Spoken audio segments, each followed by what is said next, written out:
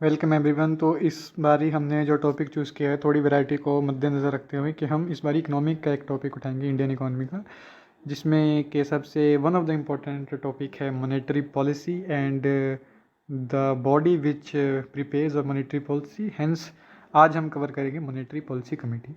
इस पे एक क्वेश्चन भी आ रखा है हमारे PYQs में, तो ये हमारे लिए इम्पोर्टेंट हो जाता है। अगर एक बारी कोई चीज़ को UPSC अपने PYQs में डिस्कस कर दे तो एक प्रोबेबिलिटी रहती है कि 1-2 साल बाद उस पर एक डीप क्वेश्चन आप एक्सपेक्ट कर सकते हैं। तो हमें उस समय बाउंसर ना मिले, शॉक ना मिले, तो we will try to cover those facts in this video. चलिए शुरू करते हैं हमारी MPC के साथ। तो MPC अगेन आपको दिख रहा, मैंने ट्राई किया है कि इस बारी हम थोड़े ऑथेंटिक रिसोर्सेज को ही फॉलो करेंगे।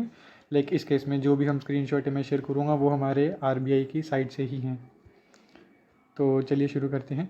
तो सबसे पहले तो हम जान लेते हैं बहुत ब्रीफ में कि मॉनेटरी पॉलिसी का काम क्या होता है। मॉनेटरी पॉलिसी आपको लग रहा होगा कुछ पैसे से रिलेटेड काम है, पैसे का रिलेटेड धंधा है। यस, बिल्कुल सही है। Monetary policy refer to the use of monetary instruments. ये कौन कौन से मॉनेटरी इंस्ट्रूमेंट्स हैं, इस पे हम नेक्स्ट लेक्चर लेके आएंगे, जिसमें हम जितने भी मॉनेटरी इंस्ट्रूमेंट्स हैं, चाहे वो क्वांटिटेटिव हों या क्वालिटेटिव हों, उन सबको डिस्कस करेंगे। Repo rate, CRR, SLR, MSF, जो भी मॉरल सुएशन है वो सब हम कवर करेंगे। इसमें हमारा सिर्फ और सिर्फ फोकस MPC यानी मॉनेटरी पॉलिसी कमेटी पर रहेगा। तो मॉनेटरी पॉलिसी का मोटा मोटा मैं बताऊँ काम क्या कि इस पूरी कंट्री के मॉनेटरी यानी जो मुद्रा है हमारी कंट्री के, उसके डिमांड सप्लाई को बैलेंस करने को हम लेमैन लैंग्वेज में मॉनेटरी पॉलिसी बोल सकते हैं। और इसकी जिम्मेदारी किसकी है? जो हमारे कंट्री का सेंट्रल बैंक है यानी कि RBI के पास रिस्पॉन्सिबिलिटी है मॉनेटरी पॉलिसी को गवर्न करने की। उसी के लिए एक RBI की बॉडी है, रिप्रेजेंटेटिव बॉडी, इसको मॉनेटरी पॉलिसी कमेटी बोलते हैं। तो देख लेते हैं हम कि ये मॉनेटरी पॉलिसी है जिसकी हमने बात की, इसकी रिस्पॉन्सिबिलिटी किसके पास है। तो ये रहा again, reserve bank of India is wasted with the responsibility of conducting monetary policy. The responsibility is explicitly mandated. ये क्वेश्चन स्टेटमेंट के फॉर्म में आ सकते हैं कि is it explicitly mandated.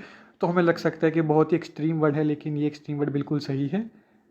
It is explicitly mandated under the RBI act 1934। ये एक statement बन सकता है मोस्ट प्रोबेबल कि किस एक्ट के तहत MPC को पावर है, इसको RBI को पावर है। तो that is RBI act 1934 and it is again explicitly mentioned. इस पर फोकस करने की ज़रूरत है हमें। नेक्स्ट अगर हम बात करें कि गोल क्या है हमारी जो मॉनेटरी पॉलिसी है, तो जो मॉनेटरी पॉलिसी क्या है ये शुरुआत से चल रही है जब से हमारा RBI बना है 1935 के अराउंड से। तो जी नहीं, मज़ा जो मॉनेटरी पॉलिसी का कंसेप्ट है इसको लाया गया था, हमारा एक कंसेप्ट है इन्फ्लेशन टारगेटिंग का। ये रहा इन्फ्लेशन टारगेटिंग, इसमें वर्ड है फ्लेक्सिबल इन्फ्लेशन टारगेटिंग। मतलब कि गवर्नमेंट ने RBI को एक मैंडेट दिया है एक फ्लेक्सिबल इन्फ्लेशन टारगेट का, जो कि हमारा 4% है ±2%।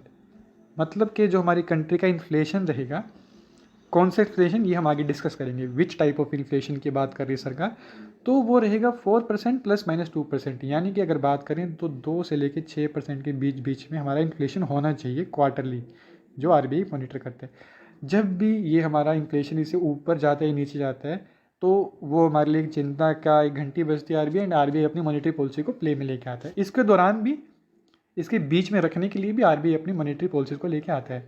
And when RBI fails to do this, ये अपना जो काम, then comes the role of government. तब गवर्नमेंट अपनी फिजिकल पॉलिसी लेके आती है, जो हमने कोविड के समय देखा भी कि जब बैंकिंग काफ़ी ध्वस्त हो चुकी थी, एकदम से इंडस्ट्री के पास टैक्स रेवेन्यू खत्म हो चुका था, तो उस समय गवर्नमेंट को अपना फिजिकल पैकेज लेके आना पड़ा, जिसको हम आत्मनिर्भर के नाम से भी जानते हैं। तो then comes the role of physical policy. उससे पहले जो नॉर्मल कंडीशन में काम करता है दैट इज़ मॉनेटरी पॉलिसी।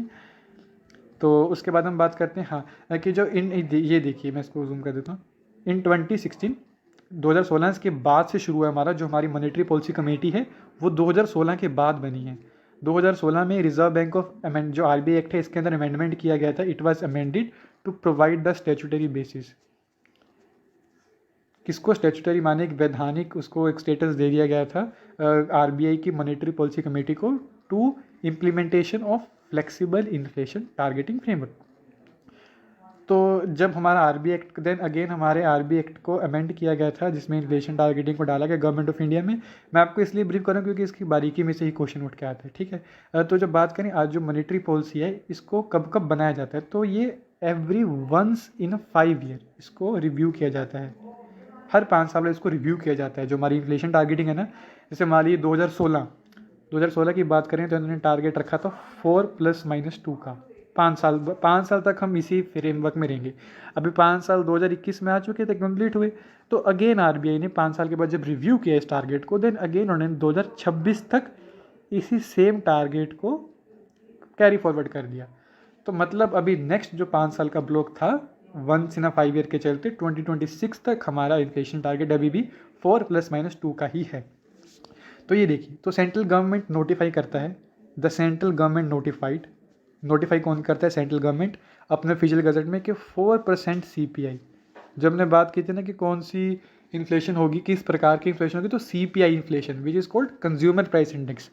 अभी एक कंज्यूमर प्राइस इंडेक्स होता है, एक होलसेल प्राइस इंडेक्स होता है, इसमें क्या डिफरेंस है? अगेन इस पर फिर यूपीएससी ने एक PYQ पूछ रखा है, तो इन दोनों के डिफरेंस हम आगे आने वाले लेक्चर्स में कवर करेंगे। हो सके तो आई विल ट्राई कि इसी में इम्बाइब कर दूं, अगर बड़ा ना बने तो। 4% ऑफ CPI, अगेन ये क्वेश्चन आ सकता है कि 4% ऑफ WPI या CPI, तो वो WPI नहीं CPI होता है। अगेन उसके बाद हम बात करें तो फिर ये पीरियड देखिए, सिंपल पीरियड देखिए, 2016 से लेकर 21 तक था। अपर टॉलरेंस लिमिट 6 थी, यानी +2, एंड लोअर लिमिट 2 थी। और उसके बाद अभी अगेन गवर्नमेंट ने फिर से रिटेन किया है, माइंड दिस वर्ड, रिटेन किया है उसी बैंड को। तो उसके आगे अगर हम बात करें कि इससे पहले कैसे देखा जाता था, प्रायर टू द अमेंडमेंट, अगर इनसे पहले की बात करें तो उसके लिए एक फ्लेक्सिबल जो इन्फ्लेशन टारगेटिंग फ्रेमवर्क था, it was govern by the agreement. एक एग्रीमेंट होता था बिटवीन गवर्नमेंट एंड आरबीआई। उस अभी लेकिन होलसेल जो रिस्पॉन्सिबिलिटी है वो आरबीआई की हो चुकी है to govern the monetary policy. अभी हम आगे बात करते हैं कि मॉनेटरी पॉलिसी चलती कैसे। तो सबसे इंपॉर्टेंट ये देखें, यहाँ पे लिख रखा है, it is empowered 6 member monetary policy committee. जो हमारा आज का मेन टॉपिक है, कितने मेंबर बॉडी है? 6 मेंबर बॉडी है। ओके, ये फैक्ट इंपॉर्टेंट है, आपको बताऊंगा क्यों आगे जाकर। जो कि इसको कॉन्स्टिट्यूट कौन करता है? अब आ सकता है it is constituted by RBI, तो इसको कॉन्स्टिट्यूट कौन करता है? Central government. ये ध्यान देने वाली बात है, ना ही पार्लियामेंट करती है, ना ही आरबीआई करती है, it is constituted by central government. This is important, इस साइड को आप ध्यान से देख लीजिएगा, यहीं से यूपीएससी क्वेश्चन उठा के लगा देगा आपको कि it is constituted by the RBI. आपको लगेगा कि आरबीआई की ही बॉडी है, सब आरबीआई की होल रिस्पॉन्सिबिलिटी है, आरबीआई एक्ट में अमेंडमेंट किया गया तो आरबीआई ही इसको कॉन्स्टिट्यूट करेगा। बट यहीं पर इसका एक ट्विस्ट है कि इसको कॉन्स्टिट्यूट सेंट्रल गवर्नमेंट करती है। अदर देन डैट ये सिंपल है कि पहली बार 2016 में बनी थी, एक्सेट्रा, उसकी जरूरत नहीं। लेकिन again next is the composition, सबसे इंपॉर्टेंट है कंपोजिशन। तो सबसे पहली बात, इसका चेयरपर्सन कौन होगा? इंपॉर्टेंट पोस्ट है chairperson, that is governor of RBI. Currently हमारे एक्स IAS शक्तिकांत दास हमारे गवर्नर है आरबीआई के, तो वो इसके एक्स ऑफिशियो मेंबर हैं। एक्स ऑफिशियो माने जो दो ऑफिस संभाल रहे हो। एक तो वो मतलब जो 2 पदों पे कार्यरत हों, जैसे एक तो वो आरबीआई के गवर्नर भी हैं, on the same time automatically ही वो हमारे चेयरपर्सन होंगे एमपीसी के। तो ऐसी पोस्ट को हम एक्स ऑफिशियो बोल देते हैं, राइट। यही फंडा होता है। अब इसमें देखिए, इसमें टोटल कितने मेंबर है? 6 मेंबर की एमपीसी है। इसमें से जो पहले 3 मेंबर हैं, एक तो गवर्नर हो गए, अदर हैं डिप्टी गवर्नर ऑफ आरबीआई, जी हाँ ये इसके एक्स ऑफिशियो मेंबर हैं, and other is one officer of RBI, ये सब एक्स ऑफिशियो मेंबर्स हैं। अदर देन दैट जो 3 लोग हैं हमारे, इन 3 लोगों को कौन? इन 3 लोगों को गवर्नमेंट अपॉइंट करती है। अगेन ठीक है, ये 3 को हमारी गवर्नमेंट अपॉइंट करती है। और इनका टेन्योर कितना रहता है? दे रखा है, मेंबर एफर्ट 4 to 6, यानी कि जो ये अदर दैन डैट हैं, जो एक्स ऑफिशियो मेंबर नहीं हैं, जो नॉर्मल मेंबर्स हैं, इनका जो ऑफिस का पीरियड है वो है 4 साल, और until further orders which ever is early, मतलब 4 years और फर्दर ऑर्डर अगर कोई मिल जाए तो वैसा रहता है हमारा। अभी देखिए कि जो एमपीसी है हमारी, एमपीसी का ही काम है to determine the policy interest rate required to achieve the inflation target. जब हम आगे बात करेंगे ना कि रेपो रेट होता है, रिवर्स रेपो रेट होता है, उसी के तहत ही उसी को पॉलिसी इंटरेस्ट रेट बोलते हैं हमें। पहले बैंक रेट हुआ करता था, आज के समय में रेपो रेट है जो हमारा पॉलिसी इंटरेस्ट रेट रहता है। उसको डिटरमाइन कौन करेगा? एमपीसी डिटरमाइन करेगा to achieve the inflation targeting. फिर ये सिंपल फैक्ट है हमारे मतलब का नहीं, पहली मीटिंग इस कब हुई थी, कब नहीं हुई थी। अगेन उसके बाद जो हम इसके 3 डिपार्टमेंट हैं, जहाँ से मुझे उम्मीद है कि अगली बार अगला क्वेश्चन बन सकता है। The first and foremost is monetary policy department, another is FMOD which is financial market operation department, and last FMC। अगर हम बात करें जो ये हमारा मॉनेटरी पॉलिसी डिपार्टमेंट है, एज द नेम डिपिक्ट, ये एमपीसी की मदद करता है फॉर्मुलेशन ऑफ मॉनेटरी पॉलिसी, जो सारे स्टेक होल्डर्स का वगैरह वगैरह का व्यू लेता है, रेपो रेट वगैरह type. Next important is financial market operation department. इसका काम क्या है? इसका है कि ऑपरेशनलाइज करता है मॉनेटरी पॉलिसी को through day to day liquidity management. यहाँ पे क्वेश्चन फंस सकता है, हमें लगता है, हो सकता है कि यार इतने बड़े लेवल पर, मैक्रो इकोनॉमिक लेवल पर day to day liquidity management हो रहा होगा, तो हम इसको काट सकते हैं, गलत कर सकते हैं, लेकिन ये सही है। जो एफएमओडी है ये day to day liquidity management operations करता है। अगेन फिर जो एफएमसी है, फाइनेंशियल मार्केट कमेंट्री, ये हमारा मीट करता है, डेली मीट करता है to review the liquidity condition. ये डेली मीट करता है, लग सकता है कि डेली मीट करता होगा, क्या नहीं है बाई एनुअल कैसा, तो ये डेली मीट करता है to review the liquidity condition so as to ensure कि हमारा जो रेपो रेट का जो एक इन्फ्लेशन टारगेटिंग है वो विद इन द लिमिट चल रहा है या नहीं चल रहा है। अगेन ये बिफोर द एमपीसी है तो हमें पता करने की ज़रूरत नहीं है, बस ध्यान रखिए before the MPC technical advisory committee हुआ करती थी एक, जिसमें एक्सपर्ट्स बैठा करते थे।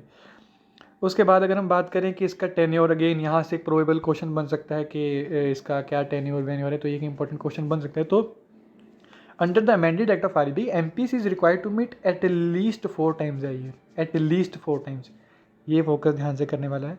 फिर कोरम, कोरम कितना है, कोरम फॉर द मीटिंग इस एमपीसी के लिए है 4 मेंबर का मिनिमम होना चाहिए, 6 में से 4, ओके ये। And each member of MPC has 1 vote. ये देखिए सारे के सारे इंपॉर्टेंट एंड प्रोबेबल क्वेश्चन हैं इस साल के यूपीएससी के, कमिंग ईयर के यूपीएससी के। हम रिस्क नहीं ले सकते क्योंकि ये ऑफिशियल आरबीआई के पेज पर ही डाटा गिवन है, तो वी कांट रिस्क हमें ये फैक्ट्स ना पता हों। अदर देन दैट इसमें इक्वालिटी ऑफ वोट है and the most important thing, governor के पास एक कास्टिंग वोट है। This is a very crucial power which governor holds. Other than that अब जो इनकी मीटिंग होगी, जो इसकी पब्लिश होंगी, जो इनकी कमेटीज़ की रिपोर्ट होंगी, वो पब्लिश कैसे होंगी, उसका क्या एक प्रोविज़न है। तो जितनी भी इसकी मीटिंग होगी एमपीसीज़ की, जो भी इन्होंने 4 बार का दे रखा है, उसके तहत इनको on the 14th day by annual, जिसको नहीं सॉरी जिसको फोर्ट नाइटली बोलते हैं हम इसकी लैंग्वेज में, on the 14th day the minutes of proceeding of MPC are published. जब हो चुकी है मीटिंग उसके 14 दिन बाद 14 डे पेश होगा। और उसमें क्या क्या इंक्लूड होगा, सबसे पहला रेजोल्यूशन जो लिया गया एमपीसी के द्वारा, आप अक्सर न्यूज़ में पढ़ते होंगे कि आरबीआई ने स्लैश कर दिया, रेट्स को ऐसे कर दिया, तो वो मॉनेटरी पॉलिसी कमेटी के तहत ही वो डिसीजन ली जाती हैं, वो 14 दिन बाद आपके पास पब्लिक में आते हैं।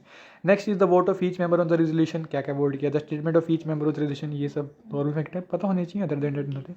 वंस इन एवरी, उसके बाद इसके बावजूद भी once in every 6 month reserve bank को पब्लिश करना होता है डॉक्यूमेंट्री, जिसको मॉनेटरी पॉलिसी रिपोर्ट करते हैं।